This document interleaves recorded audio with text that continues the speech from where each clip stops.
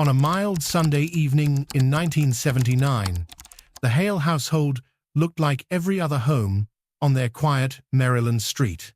Dinner dishes stacked in the sink, the last light slipping through the curtains, Evelyn humming a tune from the other room.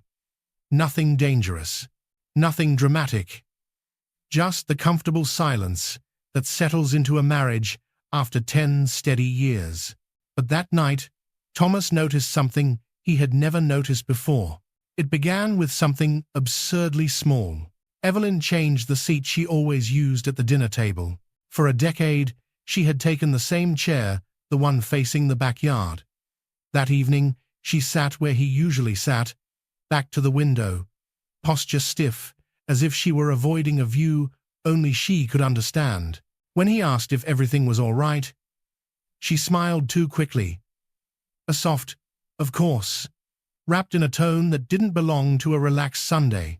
Most husbands would have forgotten that moment, but Thomas felt the air shift around her, the same way it shifts before a storm. Later that night, he found her in the hallway, standing perfectly still in front of the closet mirror, not adjusting her hair, not checking her reflection, just his silhouette, as if she were tracking his movements by the corner of her eye. It unsettled him more than he wanted to admit. He went to the garage to clear his head. That was when he noticed the towel she had hung earlier, one end folded sharply into a triangular shape. Perfect. Too perfect. He had seen her fold towels thousands of times. None of them ever looked intentional. He thought nothing of it, until he saw her do it again 2 days later, and again the week after. Always the same angle, always facing the window that looked onto the street. He told himself it was a habit, just a habit. But it lingered in his mind, the way a single wrong note ruins an entire melody. Then came the envelope, a simple cream envelope placed in their mailbox, with no stamp, no return address, not unusual for neighborhood flyers, except it was addressed to Evelyn's maiden name, a name she had told him she never used in the U.S. He laid it on the kitchen counter for her. She saw it, and for a fraction of a second so fast, he questioned if it was real. Her face drained of color. Not shock, not confusion. Recognition. She snatched it too quickly. Too precisely. She didn't open it. She tore it into pieces with the practiced efficiency of someone who had destroyed documents before.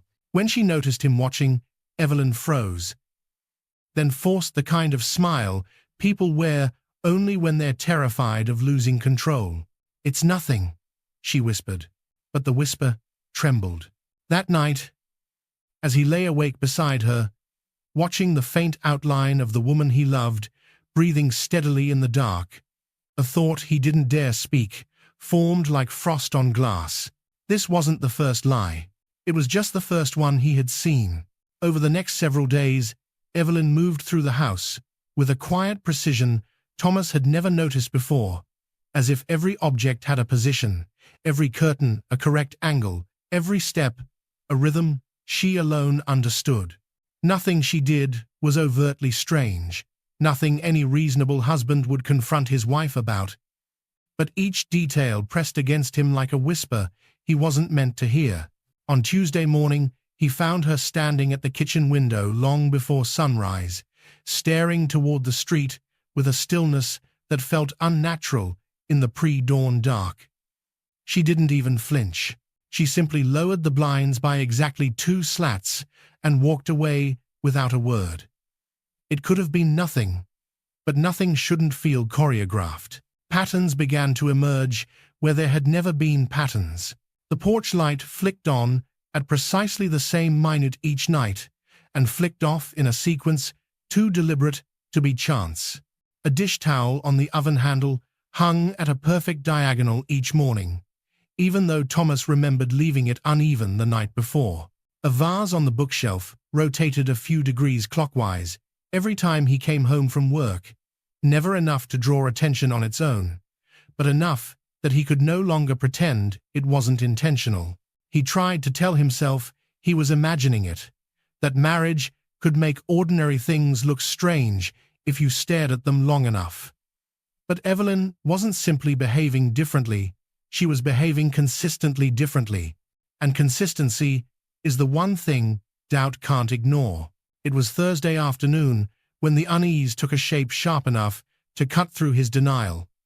Evelyn left to pick up a few groceries, kissing his cheek with the same gentle warmth she always had. But she returned nearly 2 hours later with nothing in her arms except a single stick of gum. No explanation, no apology, just a soft smile and a quiet, "They didn't have what I needed." He wanted to believe her.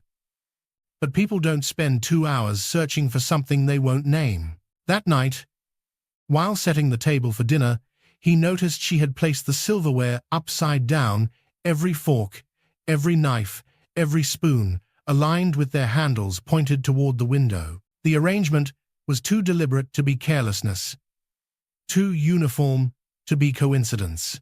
When he reached to adjust one, gently, almost absent-mindedly, her hand shot out, closing around his wrist with a speed that startled him. Not aggressive, not frightened, controlled. Her eyes held his for a single, unbroken moment, an expression that conveyed neither anger nor apology, only the careful assessment of someone gauging what he knew, what he suspected, and whether he had crossed a line she could no longer ignore. She withdrew her hand with a practiced slowness. "I just prefer it that way," she said softly. But preference didn't explain the grip. Preference didn't explain the patterns. Preference didn't explain the way she watched him that night, as if she were memorizing the shape of a man she might soon lose or might soon need to deceive. Thomas lay awake until nearly dawn, listening to the faint creaks in the hallway, the soft movements of Evelyn in the kitchen, the strange hush that seemed to settle over the house when she was awake. For the first time since he met her, he felt a distance between them that had nothing to do with marriage and everything to do with fear. And as the early morning light crept across the ceiling, one thought came to him with painful clarity. Whatever was happening inside his home had begun long before he noticed it, and Evelyn was no longer trying to hide it perfectly. She was only trying to hide enough. The breakthrough, if it could be called that, came not from a dramatic revelation, but from a quiet accident. The way a fault line reveals itself through the smallest crack. It was a rainy Saturday evening, and Thomas had gone to the hall closet looking for an old photo album he hadn't opened in years. Evelyn was upstairs, humming softly as she brushed her hair, the kind of domestic sound that should have warmed the house, but instead felt like static on an unknown frequency. He reached for the album, tugged, and a thin envelope slid out from behind the stack of blankets, falling silently to the floor. It wasn't addressed to anyone. No stamps, no markings, but inside were 3 photographs, old, faded at the edges, printed on paper that felt brittle from time and handling. The first photo showed a group of young women in front of a brick building. Their hairstyles, clothes, and the grain of the paper suggested mid-1960s. Ordinary enough. Except for one thing. Evelyn stood in the center, smiling, exactly as she looked now. Not younger, not older, exactly the same. It wasn't possible. Not without some explanation she had never given him. The second photograph was more unsettling. A street scene, unremarkable until he noticed a circled figure in the background. The handwriting marking the circle was small, precise, written in a language he didn't recognize, but felt faintly familiar from Cold War-era textbooks. The figure circled again looked like Evelyn. He tried to slow his breathing as he examined the third image. This one was a close-up of a document, the edges cut off, as if photographed in haste. The lettering was Cyrillic, governmental, and on the top right corner was a stamp he had seen only in documentaries, one used by Soviet ministries during the late 60 seconds. The rain outside intensified, hitting the windows like a whispered warning, and Thomas felt a slow, cold certainty spreading through him. Whatever Evelyn had told him about her childhood, her family, her first years in America. He set the images back into the envelope, slipped them into the album, and pushed the closet door closed just as he heard Evelyn descending the stairs. Her footsteps were soft, measured, pausing halfway down, as if she could sense something in the air she couldn't yet name. She entered the living room, wearing a gentle smile, holding 2 mugs of tea, but her eyes went first to his hands, then to the closet. She didn't ask what he had been looking for. She didn't have to. "Thomas?" Her voice was calm, too calm, as if chosen from a shelf of rehearsed tones. "Are you all right?" He nodded. But something in his expression must have betrayed him, because she set the mugs down carefully and studied him with the same disciplined stillness he had seen only once before, in the eyes of a military friend who'd spent a decade analyzing threat patterns. "You seem different tonight," she said softly. He wanted to answer. He wanted to ask. But the truth pressed against his throat like a stone. He didn't know which question would get him the truth, and which one would get him killed. Before he could respond, the power flickered. Just once. A brief flash, then normal. But Evelyn froze. Not like someone startled by a sudden outage. Like someone trained to interpret signals, and who had just received one. She stepped toward the window, parted the curtain by 2 inches, and stared into the rain-soaked street. Thomas followed her gaze, but saw nothing. And then, almost too quietly for him to hear, "They're early." He felt the bottom drop out of his world. Not who was early. Not what was early. Just they, a plural. She assumed he understood. When she finally turned back to him, her expression wasn't fear, it was resignation. A kind of sad, irreversible acceptance. "Thomas," she whispered, "there are things about my life you must never repeat, not to anyone." And for the first time since the day he met her, he realized he didn't know the woman standing in front of him. Not her past, not her purpose, not even her name. The next 48 hours unfolded with a quietness that felt staged, as if someone had lowered a glass dome over the house and was waiting to see how the occupants behaved inside it. Evelyn moved through the rooms with her usual grace, cooking, folding laundry, tending to her plants, yet every gesture carried a subtle precision Thomas hadn't noticed before. She checked the front lock twice, not out of nervous habit, but with the mechanical correctness of someone verifying a perimeter. She arranged the curtains not for aesthetics, but for angles. She wiped the kitchen counter in a perfect grid pattern, as though expecting residue invisible to him, and every now and then, she would glance at Thomas with an unreadable calculation, measuring whether he had stepped closer to the truth or stepped back into safety. On Monday evening, Thomas left work early, unable to focus, and pulled into the neighborhood just as the sun was sinking behind the row of houses. As he turned onto his street, he noticed a blue sedan idling 3 doors down from his driveway. The car was nondescript, forgettable by design, but its windows were slightly fogged from a long wait. When he passed, the driver didn't look at him, didn't move at all. Yet Thomas felt the weight of presence, the way a forest quiets when a predator is near. He walked inside, trying to steady his breathing. Evelyn was in the living room, sorting the mail. Her expression relaxed, but the moment she saw him, she straightened almost imperceptibly, not startled, ready, bracing for news she feared he might bring. "You're home early," she said. "I wasn't feeling well." A harmless lie, yet the air thickened between them as if he had confessed something forbidden. Later that night, Thomas sat on the edge of the bed, pretending to examine a maintenance bill, though his attention kept drifting to Evelyn's vanity table. A small wooden jewelry box sat slightly ajar, the velvet lining disturbed. He had seen her lock it every night for years. Tonight, it was open. Inside, amid the rings and brooches, lay a thin strip of paper, no longer than a matchstick, covered in faint dots and dashes, pressed into the surface, as if made by a blunt needle. Morse code, but in a style he had never seen. The spacing unusual, the rhythm uneven. He wasn't supposed to see that, and Evelyn, who never made mistakes, had left it visible. He placed the lid down quietly and walked to the bathroom, splashing water on his face. When he returned, Evelyn was sitting on the bed, holding the strip of paper.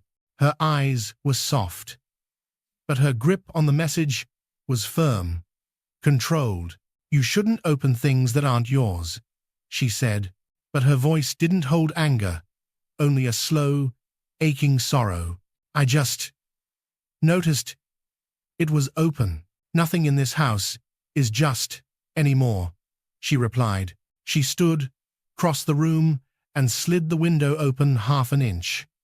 Cold air drifted in, carrying the sharp scent of pine. Evelyn raised the paper to the streetlight glow, reading the indentations with a speed no civilian should possess. Then, she tore it cleanly in two and dropped the pieces into the trash. No hesitation, no second-guessing. A practiced disposal of a message that had served its purpose. "Evelyn, what was that?" "A reminder." She closed the window. "That, I don't have as much time as I hoped." Before he could speak, she pressed a finger to his lips, not affectionately, but warningly. "Listen to me," she whispered. "There will be people watching the house now. Some for me, some not." Her eyes flicked toward the street where the blue sedan had been. "If they ever approach you, you say nothing except that you want a lawyer." "What people, Evelyn?" She stepped back, and for the first time he saw something truly frightening. A woman divided cleanly in two. The wife he knew, gentle, steady, warm, and beneath her, the other one, the one who had lived a life sharp as broken glass, long before she ever learned his name. "You asked what was going on," she said softly. "The answer is simple. A door I closed a long time ago is opening again." "And us?" Thomas asked. "What are we?" She gave the smallest, saddest smile. "We were the only part of my life that ever felt real." Then the phone rang downstairs. One single chime, too brief for a wrong number, too deliberate for coincidence. Evelyn froze. Not like a wife hearing a midnight call. Like a soldier hearing the first artillery shell of a war she thought she'd escaped. She whispered, "They found me, Isay." And everything in the house, marriage, memory, safety, shifted into a new, dangerous geometry. The phone rang only once, but the silence that followed felt engineered too tight, too symmetrical, as if someone on the other end were counting Thomas's heartbeats, not waiting for him to answer. Evelyn's breath hitched, almost imperceptibly, and she stepped toward the stairs with the light tread of someone moving through a minefield she herself planted years ago. "Don't pick it up," she whispered, but the command wasn't fearful. It was authoritative, reflexive, like a commander restraining a soldier about to step into an ambush. Thomas nodded, though he didn't fully understand why. The phone stopped ringing after that lone chime. A signal, not a call.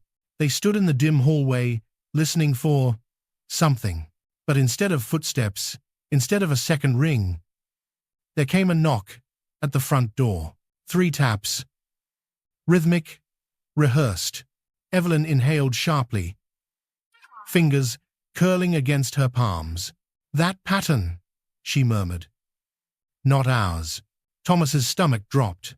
His wife had a vocabulary for intrusions. Another knock, same cadence. Thomas started forward, but Evelyn grabbed his wrist with a strength that startled him. No, she said. Who is it? FBI. I don't know. And that's worse. I dared. A shadow passed the frosted glass of the front door, the silhouette tall, motionless. The porch light flicked on by itself. No one had touched the switch. Someone outside controlled it. Evelyn's voice dropped to a breath. They're probing. For what? For whether this house is compromised. Thomas felt like the floor had tilted beneath him. He had lived here 8 years. Evelyn had lived here too, loving him, cooking with him, laughing beside him, and at the same time, she had built another life under his nose. Another knock. This time, followed by a single word. Federal. Evelyn's expression tightened. Not relief. Calculation. Open it, she whispered, but slowly. And don't stand in the center of the doorway. Thomas obeyed, his hands trembling as he reached for the lock. The door swung open to reveal a man in a gray suit, not uniformed, not aggressive, but radiating the calm authority of someone accustomed to entering homes at moments of crisis. Mr. Hale? The man asked quietly. Thomas nodded. The man lifted his badge, just enough to be seen. A subtlety practiced only by people accustomed to surveillance. Special Agent Whitaker. We need to speak with you. And your wife. Thomas turned to Evelyn. She didn't move. Whitaker's gaze flicked toward her, assessing. Mrs. Hale, he said carefully. We're here because the people you think are outside your home aren't the ones who knocked. A pulse of fear crossed her face, small but real. Whitaker stepped inside without waiting for permission, closing the door behind him with a deliberate slowness, as if ensuring no one else slipped through. 2 additional agents waited by the curb, not approaching, not interfering, simply watching the street. Fog of war tightened around the Hale household like a noose. Whitaker lowered his voice. We intercepted a signal 40 minutes ago, he said. A very old format, one we haven't heard in this region for decades. Evelyn froze, not in denial, but in recognition. Whitaker continued. It originated less than a mile from here, and it contained a command code tied to a Soviet network we believed had been dormant since '72. Thomas swallowed hard. What does that have to do with us? Whitaker's eyes shifted to Evelyn. We traced a return ping 2 seconds. Directional, encrypted from your home. Thomas felt the room tilt. Evelyn didn't deny it. Whitaker softened his tone just slightly. Mrs. Hale, we don't think you authorized that return signal. A flicker of panic flashed across her features, raw, unguarded. Someone had activated her old channel without her consent. Whitaker stepped closer, which means someone in your former network believes you're still operational, he said. Or worse, they believe you've been compromised and are moving to collect you. Thomas's chest tightened. Collect, he whispered. As in? Whitaker shook his head. No, Mr. Hale. In the KGB lexicon, collect doesn't mean protection. Evelyn closed her eyes. It means removal. Outside, a car engine rumbled softly, too soft for a neighbor, too soft for a visitor. The same blue sedan? A different one. Thomas couldn't tell. The night felt like a tightening wire. Whitaker turned toward the window. We need to move, both of you. Right now. But Evelyn reached out, gripping Thomas's hand. No, she said. If I leave this house with you, they'll never stop hunting me. You don't understand. There are protocols, layers, redundancies built into the network. Leaving triggers all of them. Whitaker frowned. And staying doesn't? Evelyn met his eyes. And for the first time, Thomas saw not the wife he married, but the strategist she had once been. Staying, she said, is the only way to draw out the one giving the command. Whitaker exhaled, recognizing the logic, and Thomas realized something terrifying. This wasn't the beginning of a danger. It was the beginning of a battlefield. And their home, their marriage, their entire world, had just become the ground zero of a war fought in shadows. Whitaker paced once across the living room, not to think, but to map doorways, windows, sightlines, his eyes sharp with the instinct of someone who knew that in the Cold War, architecture was never neutral. Evelyn watched him, her posture taut, calculating the same variables through an entirely different lens. Thomas stood between them, realizing, for the first time, that these two people, his wife and the federal agent, spoke the same unspoken language, and he was the foreigner in his own home. "What exactly are we drawing out?" Thomas asked. Neither answered, because the answer arrived first. A faint flicker glowed through the hallway window, 3 pulses of light from somewhere across the street. Whitaker stiffened. Evelyn inhaled. Thomas barely understood what he had seen. "That's a signal," Whitaker murmured. "But not one of ours. It's his," Evelyn said quietly. "Natrastak. He. My handler," she said. "The one who managed my assignments. The one who created this identity." Thomas's stomach churned. It was one thing to imagine her as part of something long gone, a ghost from another life. It was another to realize the architect of her past was standing somewhere close enough to tap the glass with light. Whitaker moved to the window, lifting the edge of the curtain just enough to see without being seen. Thomas followed his gaze. Across the street, a single car sat under a tree, its interior swallowed by shadow. The porch light of the neighboring house flickered once, an intentional flicker. Layers, codes, signals. This neighborhood had never been quiet. Thomas had simply never known the frequency to listen on. Whitaker turned back to Evelyn. "If he's here, it means he received the activation code as well, and he expects me to respond," she said. "Will you?" Evelyn didn't answer immediately. Instead, she walked into the kitchen and opened a drawer Thomas had always thought held nothing but coupons and old batteries. From its back corner, she pulled out a thin metal case, one so nondescript that Thomas couldn't understand how he had never noticed it. Inside were slips of paper, each with a series of penciled markings, straight lines at odd angles. Thomas frowned, but Whitaker let out a low breath. "Visual cryptography," he whispered. "Old KGB tradecraft. Combine the angles with the signal pattern, and you get coordinates. Or directives," Evelyn added.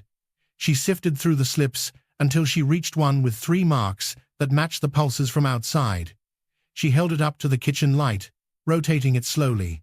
The image snapped into clarity, a symbol Thomas didn't recognize, but Whitaker did. "This means extraction," he said. "No," Evelyn corrected. A beat of silence fell, cold, heavy, the kind of silence where lives could flip without making a sound. Whitaker spoke first. "You know what we need from you." Evelyn looked down at the slip of paper, the old life calling, the ghost demanding her return. "We want you alive." "And Thomas?" she asked, her voice deceptively soft. Whitaker's jaw tightened. "The network may already see him as compromised. If your handler suspects betrayal, your husband becomes leverage or liability." Thomas closed his eyes. Evelyn stepped toward him, her hand brushing his forearm, a gesture both tender and tactical. "You're not nobody," she whispered. "You're the only part of my life I didn't fabricate. They will use that." Whitaker checked his watch. "We have one chance. If you respond incorrectly, he'll vanish. If you respond correctly, he'll approach." "And then what?" Thomas asked. Whitaker didn't sugarcoat it. "Then we end him." Evelyn stared at the window, at the quiet street where children usually played hopscotch in the afternoons, at the unlit car under the tree that now felt like a loaded weapon. "What do you need me to signal?" she asked. Whitaker's answer was immediate, that you're alone, vulnerable, ready to be moved. Was noted. Evelyn exhaled slowly, a breath that carried years of training, fear, and something Thomas had never seen on her before, resolve. But when she walked toward the back door, the one facing the yard where the light sequence had been sent, Thomas grabbed her arm. "Evelyn, is any of this real? You and me?" She turned to him with an expression that cracked the hardened shell she'd carried all night. "Everything I felt for you was real," she murmured. "But everything I told you was a lie." It's not process. It was the kind of answer that hurt more than betrayal, because it contained a truth that had no place in the world they were standing in. Whitaker cleared his throat. "We're out of time." Evelyn nodded once, stepped into the backyard. 2 flicks. Pause. 1 flick. A response. A lure. A trigger. Across the street, the car's interior light glowed faintly. He had seen it. He was coming. And the night around the Hale home tightened, not like a battlefield now, but like a trap finally snapping into place. The response signal had barely faded from the porch light when a soft, precise knock echoed from the back gate. 3 taps. Pause. 1. Not the earlier pattern. This was older, deeper, carved into Evelyn's muscles long before she became a wife, long before she learned to smile without revealing anything at all. Whitaker moved to the sliding door, gun drawn but low, careful not to silhouette himself against the glass. "That cadence," he murmured. "Recognizable?" Evelyn nodded once. "It means he's close enough to see us already." Thomas's throat tightened. Where is he? But Evelyn wasn't looking at the gate anymore. She was looking at the shadow just beyond the pool of backyard light. Tall still. A figure with the patience of someone who had waited years for one moment of convergence. "He's here." Whitaker motioned her behind him. But Evelyn stepped forward, instead, unarmed, unflinching, her body tense with a lifetime of unfinished allegiance. "He won't speak to you," she whispered to Whitaker. "His first words will be to me. And if I answer incorrectly, he'll kill us both before your agents cross the lawn." The knock came again. Whitaker's finger tightened on the trigger. Thomas felt his pulse pounding in his temples. Evelyn opened the door, not fully, but enough to lean into the cold air. A voice slipped through the gap. "Zvezda," star, her old call sign. Evelyn closed her eyes, like the word was both a memory and a weapon. Thomas felt the world tilt. That wasn't a stranger outside. That was the person who had built the woman he loved. Evelyn whispered back, "Peravod? Translation? A test, a code, a layer inside a layer." The man answered instantly, "Trust is translation." Whitaker stiffened. Evelyn's breath hitched. That phrase didn't belong to the KGB. It belonged to the Directorate of Illegals, the most secretive cell handlers Moscow ever deployed. Men who controlled sleeper agents whose names never touched paper. This wasn't a courier. This was a ghost. The door slid open further, not by Evelyn's hand, but by his.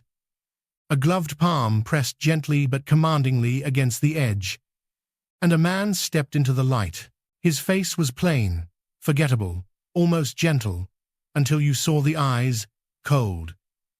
A chess player, watching pieces shift on a board, only he understood. "Evelyn," he said softly, "you returned the signal. I expected resistance." "I didn't send it," she said. "Someone spoofed my channel." "Someone?" His eyes shifted toward Whitaker, then to Thomas, absorbing both of them as if calculating their value. "Or something." He stepped closer, and the hairs on Thomas's arms rose. This man wasn't here to reclaim Evelyn. He was here to erase a breach. You've lived too long in this skin, the handler murmured. Your loyalties are compromised. Evelyn's jaw tightened. I'd choose my loyalties.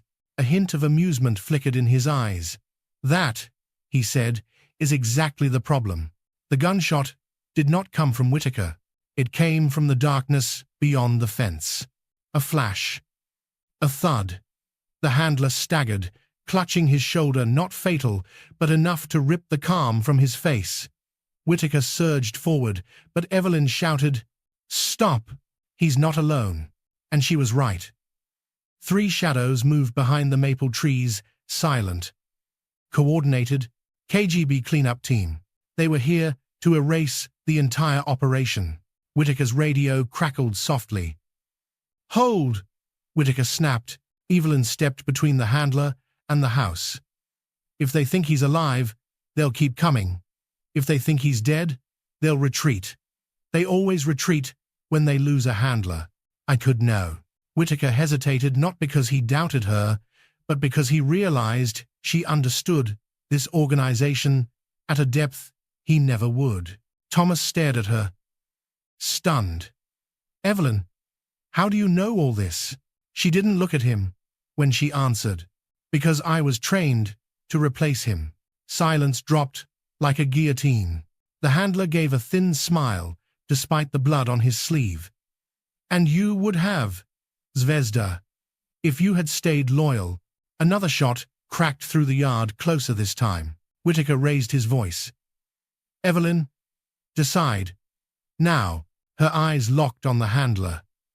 For a moment, Thomas thought he saw grief there, a grief for a self she had long buried. Then she reached for the porch light switch. 2 flicks. Pause. 2 flicks. Whitaker's eyes widened. "What does that mean?" "It means," Evelyn whispered, "the handler is terminated." The yard went still. Then, in the distance, 3 answering flashes appeared through the trees.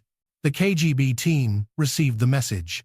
They melted back into the forest line, like phantoms dissolving at dawn. Extraction aborted. Cleanup aborted. Mission closed. Evelyn turned to Whitaker. "You win. They think he's dead." The network collapses. The handler looked up from the ground, stunned, not by the wound, but by the betrayal. Evelyn stepped back, her expression unreadable. "I'm not choosing America," she said. "I'm choosing him."